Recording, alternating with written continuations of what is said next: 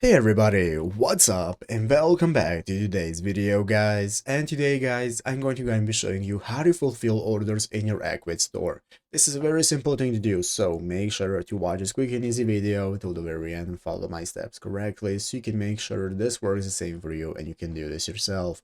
But yeah guys, let's get straight into it. So the first thing you want to do is to go ahead and open up the official Ecwid website right here at ecwid.com if you've not already, and after opening it up, you'll be greeted by this main page right here in the upper right corner. You can get started logging into your account or creating a new one if you do not already have one. So after logging in successfully, you'll be greeted by this home page right here where in the left side screen you can find all the sections you can access, such as dashboard, sales, catalog, and so on.